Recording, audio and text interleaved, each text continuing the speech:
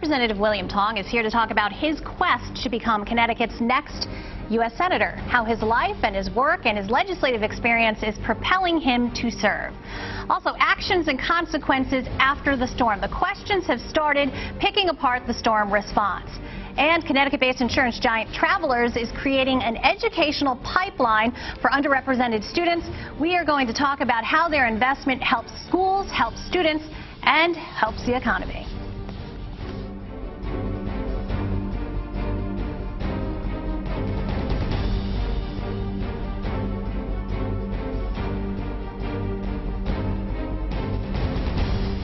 You're watching The Real Story. I'm Lori Perez. Representative William Tong has been serving the 147th District for 5 years now, and in short time has been turning heads. He was chosen by his fellow lawmakers as the legislator with the best promise for the future.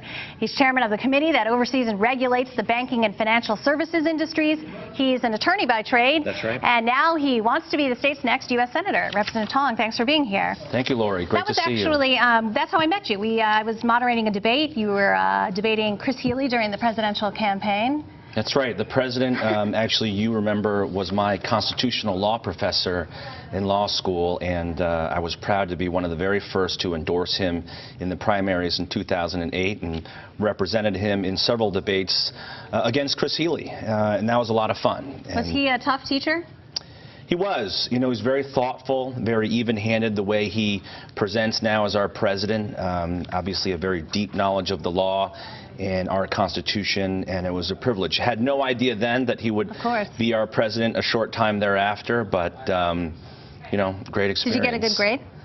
It was okay. It was okay. Not to put you on the spot, but... I don't remember what it was.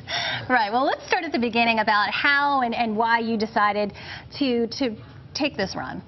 Yeah, you know, I think we need to get our confidence back in this country.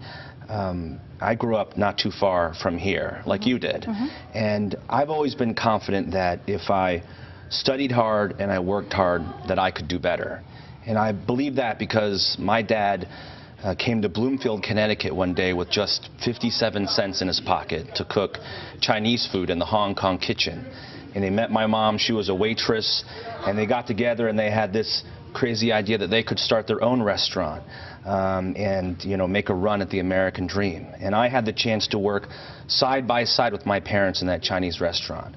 Even though that was really hard as a 6th grader, 7th grader, cooking, cleaning, washing dishes, we still were confident that if we stuck together and worked hard, that we could make it. And we've got to get that confidence back in this country. For the first time I hear people say, William, you've got a great story. It's a uniquely American story, but we don't believe it anymore.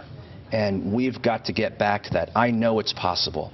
I'm living that dream every day, but we have to fight for it. What are the aspects or what are the issues that you think is preventing that dream from being realized now? I think for a lot of people, we get up in the morning and we look at $3, in my area, $4, close to $5 a gallon gas, the highest electricity rates in the country, healthcare costs spiraling out of control, unemployment still very high, and we drink our cup of coffee in the morning and we say, this is not a fair fight.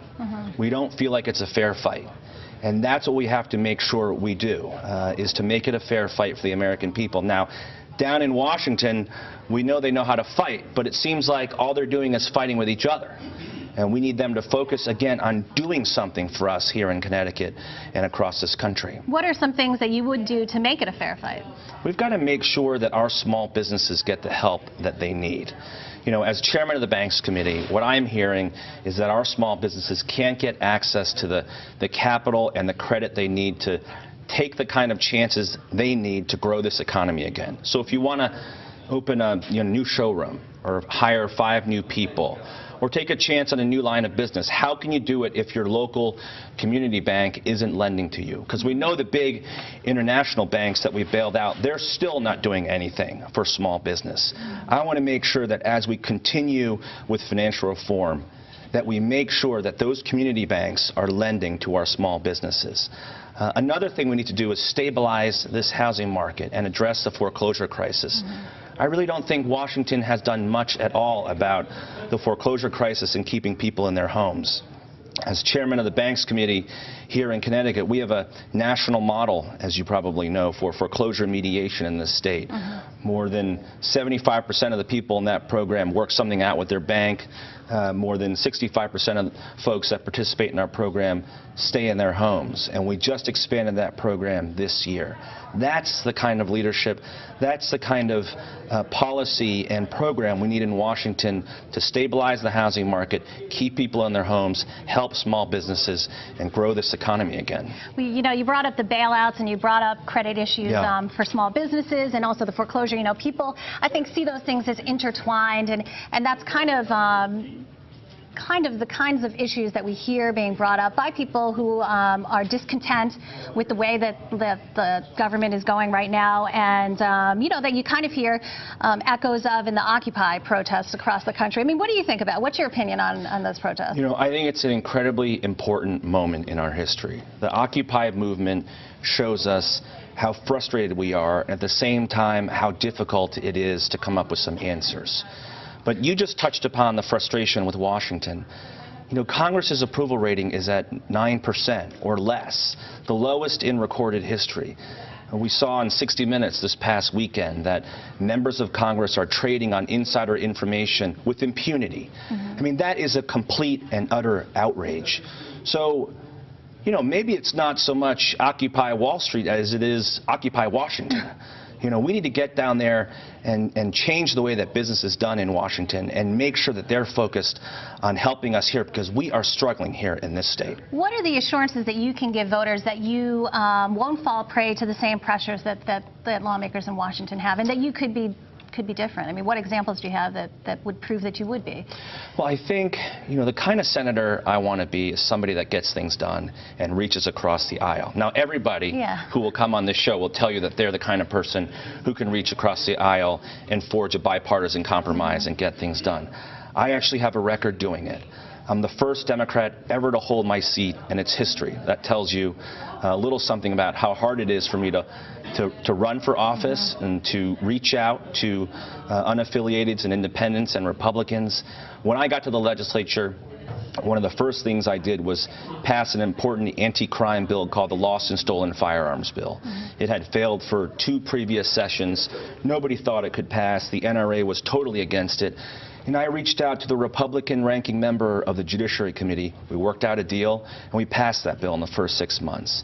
Since then, I personally wrote the law overhauling the way the state runs its criminal justice information system. Now, as the chairman of the Banks Committee, have expanded our foreclosure mediation program.